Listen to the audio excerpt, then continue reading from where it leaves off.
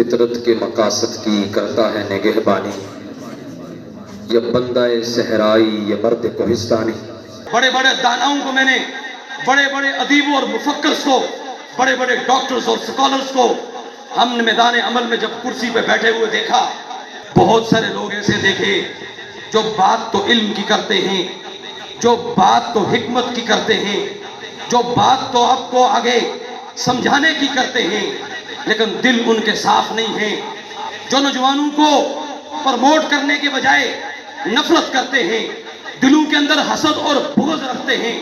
رب کے قرآن کا وعدہ ہے، یہ بات اپنے دلوں میں بٹھا کے چلے جاؤ، وَيُزَكِّيهِمْ وَيُعَلِّمُهُمُ الْكِتَابَ وَالْحِکْمَةَ۔ سب سے پہلے دنیا کے ادیب بننا چاہتے ہو، دنیا کے مفکر بننا چاہتے ہو، دنیا کے مائناس ڈاکٹر بننا چاہتے ہو، دنیا میں عزت اور نام کمانا چاہتے ہو، یہ نام تمہیں نفرت سے نہیں ملے گا، یہ نام تمہیں دشمنی سے نہیں ملے گا، یہ نام تجھے عداوت سے نہیں ملے گا، یہ نام تجھے لوگوں سے نفرت اور گالم گلوچ سے نہیں ملے گا، یہ نام تجھے نوجوانوں کو پیچھے کھینچنے سے نہیں ملے گا، یہ نوجوان تجھے ان کی نیک پولنگ کرنے سے نہیں ملے گا۔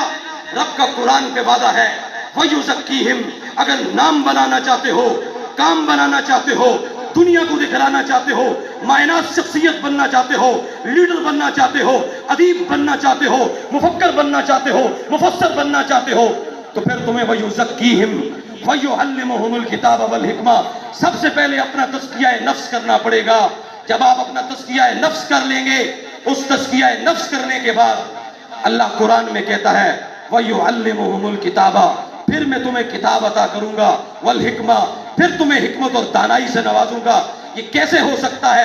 تو لوگوں سے تعصب کرتا پھرے، تو لوگوں سے نفرت کرتا پھرے، تو لوگوں سے بغاوت کرتا پھرے، تو لوگوں کی عزتوں کو اچھالتا پھرے، تو گلی کوچے میں کھڑے اپنی بہنوں کو تمسخر اڑاتا پھرے، ان کی چادروں کو اڑاتا پھرے، لوگوں کو گالم گلوچ کرتا پھرے، پھر تو یہ سمجھے تجھے عزت مل جائے گی۔ ہم نہیں سمجھتے، ہمارا ماننا اس پہ ہے عزت ملے گی تو تیرے دل کے پاکیزگی کے ساتھ ملے گی۔ رب کے قرآن کا وعدہ ہے، محمد کے فرمان کا وعدہ ہے، علم بھی تیرے اندر تب آئے گا جب تو علم حاصل کرے گا، حکمت بھی تجھے تب ملے گی جب تو اپنے دل کو صاف کر لے گا۔ تو اسی لیے رب نے قرآن میں ایک اور جگہ فرما دیا، اختصار کے ساتھ اپنی بات کو وائنڈ اپ کرتا چلوں، رب نے فرما دیا قد افلح من زکاہا وقد خاب من دساہا۔ جس نے اپنے من کو صاف کیا وہ کامیاب ہو گیا، جس نے اپنے من کو گندا کیا وہ ناکام۔ احباب گرامی یہ قدر، یہ وہ نوجوان ہیں، ان کی پشت پرائی کی ضرورت ہے۔